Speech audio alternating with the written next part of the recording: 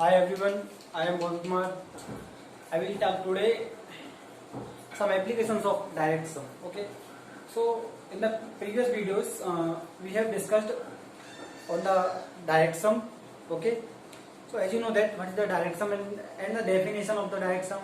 Okay, so as you know already, if you are seeing if you have seen my previous video, then you can understand the term of direct sum. Okay. So in this video we will discuss some applications of direct sum or some examples on the basis of direct sum. Okay. So I have already discussed examples of the Bayesian examples of a direct sum. So how can we show that this is direct sum or not? Okay. So as you know that, so we will discuss some other examples of application on the basis of direct sum. Okay, so first of all मैं आपको थोड़ा बता ही दूं कि direct sum क्या होता है. ठीक है, इस वीडियो में थोड़ा बता दूं. ठीक है, वैसे ऑलरेडी इससे पहले जो वीडियो बनाया मैंने उसमें बता दिया है कि डायरेक्ट सम क्या होता है. ठीक है, तो डायरेक्ट सम क्या होता है? Direct sum. Okay, already I have discussed of two subspace. So if W1 and W2 are two subspace of a vector space, okay, V of f. But if W and W are two subspace of a vector space V of f, then V is direct sum of W1 and W2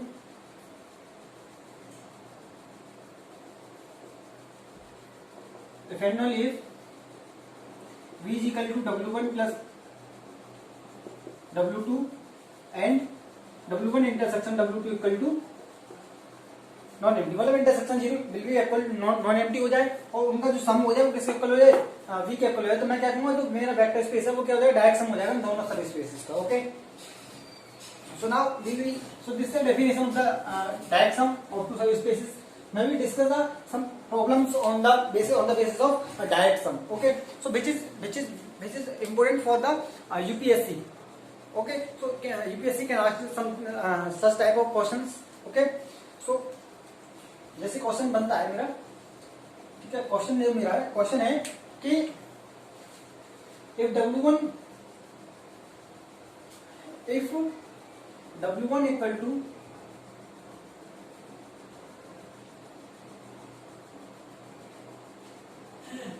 x, 0, z such that x, z belongs to R and W2 equal to and other कोई दे रखा है मेरे पास, दो सब space दे रखे हैं. Okay, और जो W2 जो डिफाइन है वो W2 इस तरीके से डिफाइन है कि 0, y, z such that y, z belongs to R. R2 subspaces of a B2 subspaces. Okay, B2 subspaces of a vector space RQ. B2 subspaces of a vector space V of f. Okay, B2 subspaces of a vector space Vf. Then so that RQ is equal to where V of f equal to RQ. Okay, तो vector space define किया है यहाँ पे RQ. Vector space क्या है? RQ over R. Okay, over the field R. So that RQ is equal to W1 plus W2. Okay, so solution की बात करूं मैं, इसके सॉल्यूशन को देख लेते हैं. ठीक है, तो सॉल्यूशन में क्या है, मुझे क्या दिखाना है कि इसका जो सम है, जो डायरेक्ट सम की जो पहली कंडीशन क्या है मेरी, कि कोई डायरेक्ट सम वेक्टर स्पेस का दो सब स्पेस है उनका सम क्या हो जाए? उसके इक्वल हो जाए. ठीक है, तो डायरेक्ट सम यही तो होती है first condition of the direct sum. और intersection non empty, the intersection will be non empty. Okay, so therefore we will prove that. Now you want to prove that. Okay, हमें prove क्या करना है? हमें ये वाला प्रूव करना है कि R की value W1 plus W2. Okay, so for this suppose that, देखो अब let alpha is equal to x, y, z. Okay, suppose alpha is equal to x, y, z. मैं ऐसे लिख देता हूँ, alpha is equal to x, y, z okay, belongs to R Q. कोई vector, मैंने vector ले लिया are Q से, ठीक है।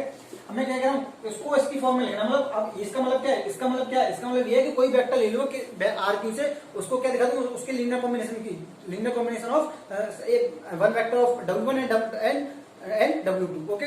ये दिखा दूं कि उनका एक vector linear sum of a vector of W1 and vector of W2, ठीक है। तो मुझे सपोज करो मैंने ये वाला वेक्टर ले लिया कहां से, आर क्यू से, इसको मैं क्या दिखाना है, अब ये दिखाना है alpha equal to W1 plus W2, ये दिखा दूं मैं, ठीक है। इट मींस अब ये दिखाना मुझे, अब अल्फा देखो, अब W1 इक्वल टू मैंने सपोज किया ये वाला ले, अब W1 से वेक्टर ले लिया, स्मॉल w है कैपिटल W है, तो ये हो जाएगा x, 0, z, okay. And W2 equal to मैं ले लूं 0, y, z, ओके। W1 ये वाला ले लिया और W2 ये यहाँ से लिया मैंने, W2 से W1 इससे लिया है, कोई वेक्टर है, W1 क्या है मेरा वेक्टर है, और ये क्या सब स्पेस है, ओके। और ये क्या एलिमेंट है, एक एलिमेंट हो गया ना इसका, ये क्या हो गया, इसका एक एलिमेंट होगा, और अल्फा इक्वल टू क्या मैंने इसका एक एलिमेंट है।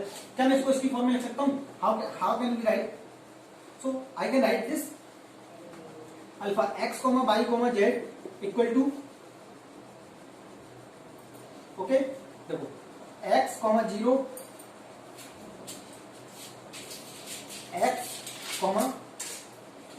this is alpha, this is W1, so x, 0, z by 2, okay, plus 0 and we write y, 1 by 2 z, okay, so 1 by 2 z, 1 by 2 z and 1 by 2 z, okay. So this can be written as, because if we compare, there is only x, if here y, and it will be equal to z, so 1 by 2 z plus 1 by 2 z equal to z, so therefore it can be written, it can be written as the linear sum of one vector of W1 and one vector of W2, so therefore we write, therefore R Q is equal to W1 plus W2, ये मुझे prove करना था, ठीक है। अब मैं check करूं, वैसे क्वेश्चन में नहीं दिया है यहाँ पे कि इसको सब स्पेस, क्या ये सब स्पेस हो सकता है, सॉरी डायरेक्ट सम हो सकता है R Q. Now you want to prove that R Q J if question दे दे कि R Q J direct sum, suppose करो ये क्वेश्चन दे रखा है और तू आपसे और बोल रहे हो क्वेश्चन आगे और थोड़ा सा और इंक्रीज कर दिया जाए कि सो दैट मतलब कंडीशन बोलते हैं उसमें कि दिखाइए कि आर क्यू जे सब स्पेस और not, so that R Q is direct sum or not of W1 and W2। अब चेक कैसे करेंगे, देखो अब सपोज करो x, y, z is equal to, कोई मैंने वेक्टर ले लिया, उसको किसकी फॉर्म में लिखना है, इसकी फॉर्म में। अब देखो मैंने पहली कंडीशन थी, कोई भी डायरेक्ट सम क्या होता है, कोई भी डायरेक्ट सम की डेफिनेशन जो ये होती है कि every vector can be written as the linear sum of one vector of W1 and W2, मतलब कोई वेक्टर ले लूं, ठीक है, कोई में वेक्टर स्पेस है, ठीक है, इससे कोई वेक्टर ले, और W1 एंड W2 क्या है, इसके सब स्पेस है, ठीक है। कोई वेक्टर, ये वेक्टर स्पेस है और ये क्या है, इसके W1 W2 सब स्पेस ले ली मैंने, ठीक है। अगर कोई वेक्टर ले लूं मैं B से, ठीक है, इसको क्या लिख सकता हूं मैं W1 प्लस W2, एक यूनिक, और ये क्या कैसा होना चाहिए ना, यूनिक रिप्रेजेंटेशन होना चाहिए, this is the unique representation, then we can say that V is direct sum of W1 and W2, okay. So now I am saying that,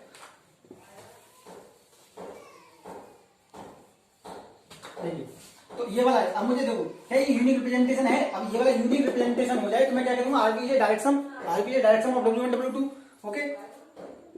therefore अब मैं क्या करूं, x, 0, अब देखो इसको मैं किसकी फॉर्म में लिख सकता हूं, x, 0, z by 4, I can right z by 4, so 1 by 4 I can 1 by 4 z plus एक 0, y, देखो y, ये 1 by 4 लिखा मैंने, अब किसकी फॉर्म में लिख सकता हूँ, मैं लिखूंगा 3 by 4, z, because 1 by 4 z plus 3 by 4 z equal to z, it will be, we can get only z, therefore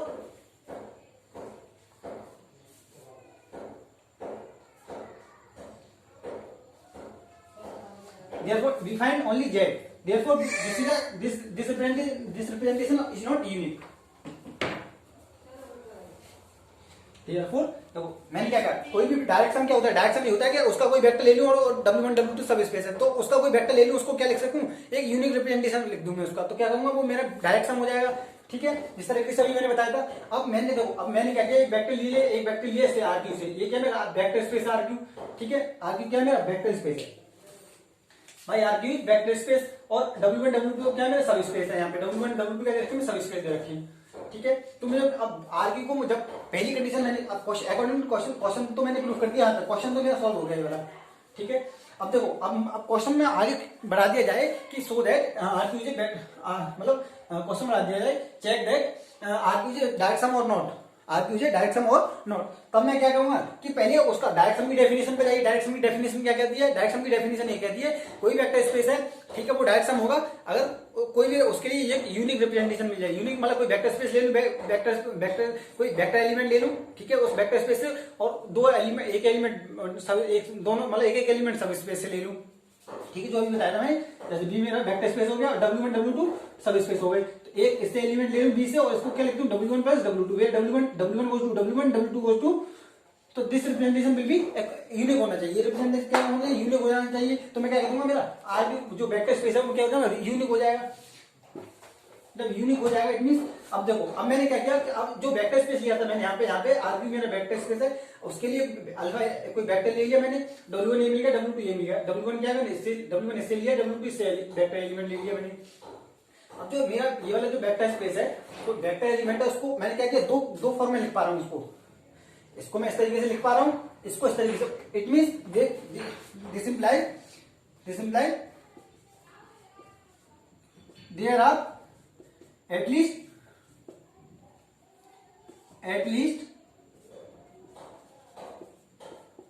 two way to show, there are two at least two way to show the representation of x by z। मतलब हम क्या मिलेंगे, अब मुझे इसको represent करने के लिए कई सारे मतलब there are many ways, to तो ये मैंने गेन कर ली ना, इसके और भी ज्यादा मिल जाएंगे, so we can find all और अदर भी मुझे मिल जाएगी रिप्रेजेंटेशन। अब मैं इसको क्या लिखूंगा, यहाँ पे 1/5 कॉमा 4/5, तो 8 भी मिल जाएगा, यहाँ पे 1/6 कॉमा z, और यहाँ पे 5/6 comma z। So it can, there are many representation of a vector space, therefore it is not a, there are at least two, there can be any vector can be written at least two ways, at least नहीं, minimum मतलब यहाँ पे minimum दो वे से represent कर पा रहा हूँ मैं, मतलब दो मेथड से, मतलब उसको क्या कर पा रहा हूँ मैं, यहाँ पे दिखा पा रहा हूँ। इट मींस जब दो तरीकों से दिखा पा रहा हूँ, उसका यूनिक रिप्रेजेंटेशन नहीं है, it means it is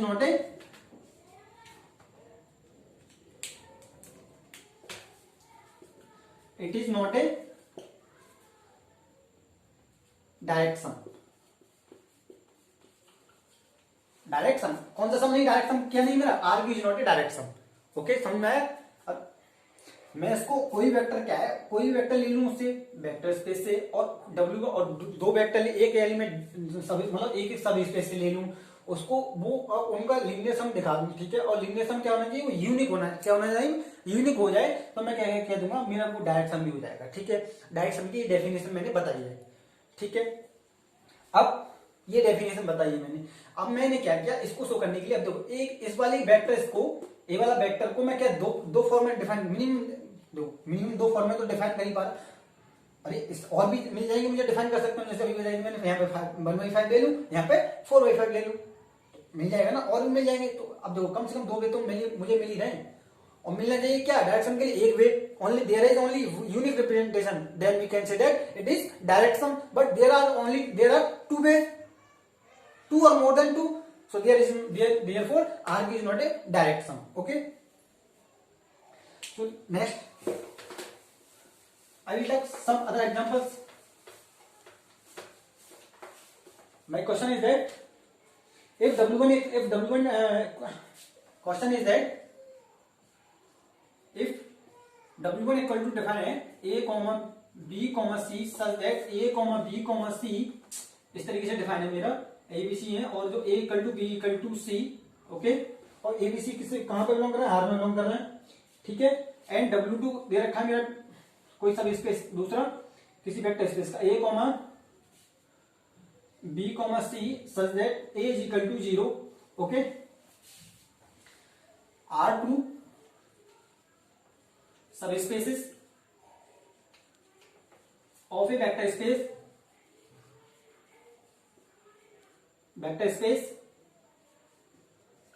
are की, ओके, ओवर आर।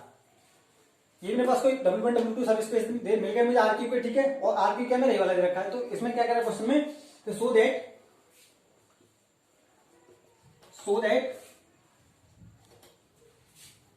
आर की इज डायरेक्ट सम, और डायरेक्ट सम को मैंने क्या बताया था लिखना, रिप्रेजेंटेशन क्या है, डायरेक्ट सम इज, ये डायरेक्ट सम का रिप्रेजेंटेशन होता है, इट मींस आर की is direct sum of W1 and W2। ये मुझे प्रूफ करना है क्वेश्चन में, ठीक है। इसका सॉल्यूशन देख लेते हैं। सॉल्यूशन क्या है इसका,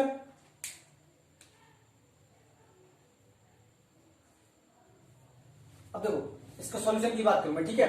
मुझे सॉल्यूशन में क्या करना है, मतलब देखो सॉल्यूशन दो डेफिनेशन बताई थी मैंने, वहां पे 2-3 डेफिनेशन बताई थी। उसको डायरेक्ट सम की आप मेरे वीडियो देखेंगे, उसमें डायरेक्ट सम वाले में डेफिनेशन ऑफ डायरेक्ट सम, ठीक है। तो उसमें मैंने जो कुछ भी बताया उसको ध्यान से देख लीजिएगा। उसकी डेफिनेशन आपको पक्का कवर है, तो ये क्वेश्चन आपको इजी लगेंगे। सारे के सारे जो भी करा रहे हैं क्वेश्चन सब इजी लगेंगे, ठीक है।